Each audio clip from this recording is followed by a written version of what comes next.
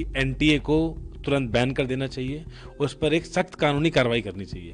प्रधानमंत्री जी से गुहार है कि आपके सामने अब दो चीज़ें हैं, या तो आप 35 लाख छात्रों को, युवाओं को न्याय दें, या अपने करप्ट शिक्षा मंत्रालय को और जो एनटीए है उसको बचाएं। ऐसा क्या उनकी मजबूरी है कि वो एनटीए को बचाने का काम कर रहे हैं? जो एनटीए, जो शिक्षा मंत्रालय एक पेपर ढंग से नहीं करा सकता तो उसकी क्रेडिबिलिटी में इतना बड़ा सवाल खड़ा होता है। यूजी रिजल्ट का विवाद अभी ठंडा नहीं हुआ कि शिक्षा मंत्रालय ने बुधवार को यूजीसी नेट को रद्द करने का ऐलान कर दिया। मामले की जांच सीबीआई को सौंपी गई है। यूजीसी नेट अब नए सिरे से आयोजित कराया जाएगा। शिक्षा मंत्रालय ने ये फैसला गृह मंत्रालय से परीक्षा में धांधली के इनपुट मिलने के बाद लिया है। हालांकि इसको लेकर छात्रों में रोष है। इस बीच एनएसयूआई के अध्यक्ष वरुण चौधरी ने क्या कुछ कहा, सुनिए। 24 लाख छात्र आप देखेंगे कितने दिनों से इस तड़पती धूप में, आप देखेंगे गर्मी में अपनी गुहार लगा रहा है। साथ में एनएसयूआई के साथी भी गुहार लगा रहे थे न्याय की। और जिस तरीके से नेट का पेपर, आज मैंने सुबह प्रेस के माध्यम से बोला था कि एनटीए को तुरंत बैन कर देना चाहिए। मैं फिर वही मांग करता हूं कि एनटीए को तुरंत बैन कर देना चाहिए, उस पर एक सख्त कानूनी कार्रवाई करनी चाहिए।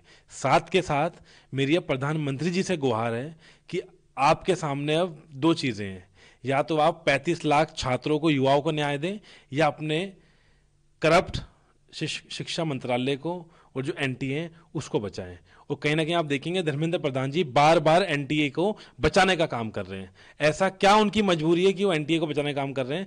कहीं ना कहीं मुझे लगता है अब धर्मेंद्र प्रधान जी जो पेपर लीक की धांधली का ये जो व्यापार शुरू करा एनटीए ने, इसमें खुद शामिल है। हमने 24 तारीख को तो संसद घेराव करा था, उसमें अब हम नेट के जो हमारे विद्यार्थी थे उनको भी हम अपील करेंगे कि वो आएँ।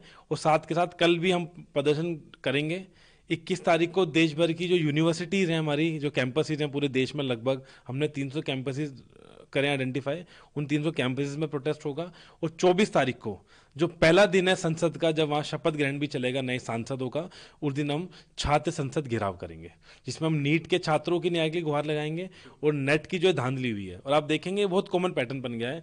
जो एनटीए, जो शिक्षा मंत्रालय एक पेपर ढंग से नहीं करा सकता तो उसकी क्रेडिबिलिटी में इतना बड़ा सवाल खड़ा होता है। अब देश के तमाम जो छात्र हैं, आपको पता है देश में 60% युवा लोग हैं, तो उनका कहीं ना कहीं ये जितने भी अब एग्जाम्स हो रहे हैं उसको धांधली को देखते हुए उनका मनोबल टूट रहा है। तो इस देश के युवाओं के, छात्रों के मनोबल को टूटने नहीं देना चाहिए सरकार को।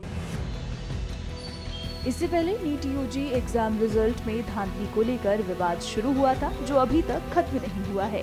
छात्र एनटीए यानी नेशनल टेस्टिंग एजेंसी पर लगातार सवाल खड़े कर रहे हैं और सख्त कार्रवाई की मांग कर रहे हैं।